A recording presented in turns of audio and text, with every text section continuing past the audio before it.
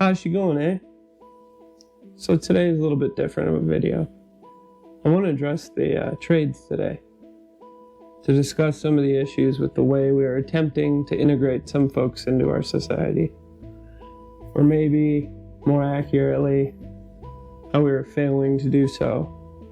I'm talking about young men, the ones who have been left behind or simply don't know where to go. The ones out of college or high school who have found the world in a mess and whole career fields moving towards hiring based on genitals and skin color rather than on merit. We've minimized and obfuscated an entire set of career options which allow young folks to develop tangible skills while getting paid to learn. These skills are recession-proof. They help save you money at home, and they allow a standard of living that it often takes others years and tens of thousands of dollars to obtain.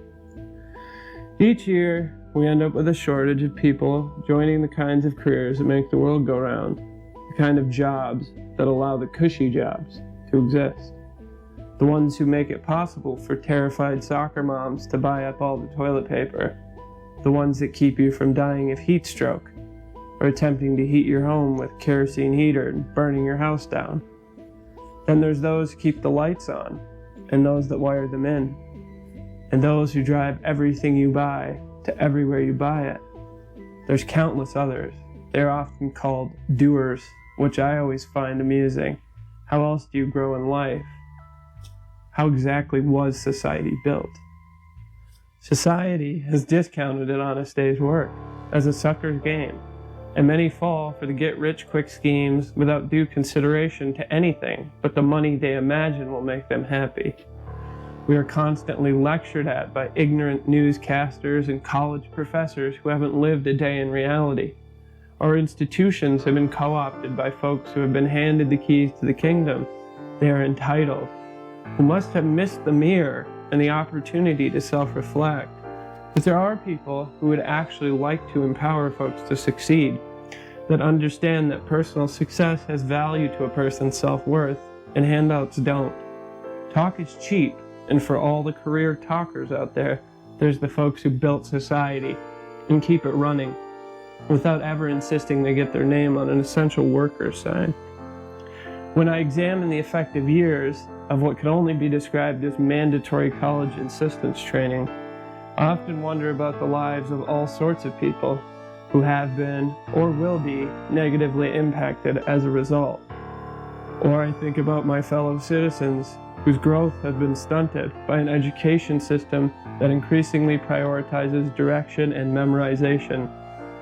These institutions are failing to educate on life's most important aspects: resilience, determination, purpose.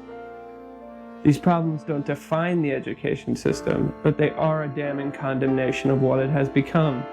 They also point to a larger issue in society, a misunderstanding of education, and the often undervalued purpose that you must have to make the difficult times worth bearing.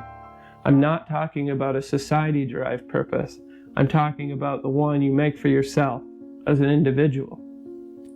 If I had enough fingers to count that high and enough paper to explain, I would tell you all the stories of all the places I went while working in HVAC. You start to see the trends in these nondescript buildings on unnamed streets all across the beautiful state I call my home. Folks who drank the Kool-Aid and now have a stomach ache. Except it's worse than that, isn't it? Because in our society, a career becomes something that helps define you. Like it or not, it may define the trajectory of a life, and that is a terrifying proposition. Perhaps a particular job feels pointless or menial. It makes little difference why someone dislikes it. The point is, it's making them miserable. It's sapping the enjoyment from their life. Of course, this attitude would bleed into their home life, making their family suffer. I've seen the pent-up resentment of a man who achieved a goal that wasn't really his, and the despair when he realized he has to stay. The government is calling on their loans. He has a wife and kids. You see the broken expectations of a kid who isn't making as much as his 50-year-old colleague because he was taught that schooling is experience. It isn't. We see young men more happy than ever, but we fail to see what's driving it. Men paralyzed and trapped at home, feeling as though they have nothing to contribute. Careers can be big help in this department, which is why some of the more bizarre political theories these days are bound to fail. But it's always an aspect of ideologies to either ignore psychology or sociology. They rarely have a balanced view. My theory is young men are lacking purpose. As a society, we are doing them a disservice by creating ClickFunnels to college. Half would do better without. I know all about this. I was one of these kids. I hadn't a damn clue what I wanted to do with my life. A life is a big thing to attempt to condense down into a prediction at a single moment in time. Parents are all too eager to co-sign the $50,000 loan to get that degree that they have been convinced will be the ticket to the future for their confused teen. But here's the kicker. You have to decide where to go in your life.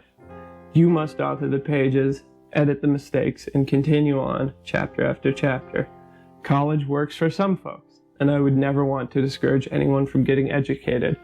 The point here is that there's a superior way to get educated in many fields, and that is on-the-job experience. The best part about this method of learning is that the information is retained and gives you the ability to consider what you did, right or wrong, and then mold your future behavior accordingly. This is what I call learning. This is what I call life. This particular type of learning is much more powerful for a certain group of people like myself, and maybe people like you. Are you easily bored? Do you think that entering numbers in a spreadsheet doesn't actually sound like the next 30 years you wanted? Are you unsure of what to do in life, but know you'd like to feel good about what you accomplish each and every day? Maybe you find the lack of mental stimulation at an office job, production line, McDonald's, or in the college classroom virtually impossible to deal with. Or maybe you have too much of one and not enough of the other. Life is a balance. For folks like this, there is a solution. It's called the trades. There's a sort of magic in the trades. Not the kind of magic that happens when a giant fire demon attacks your favorite wizard, but rather magic that helps many find their strengths and define their character. They help build confidence in one's ability to make it through life.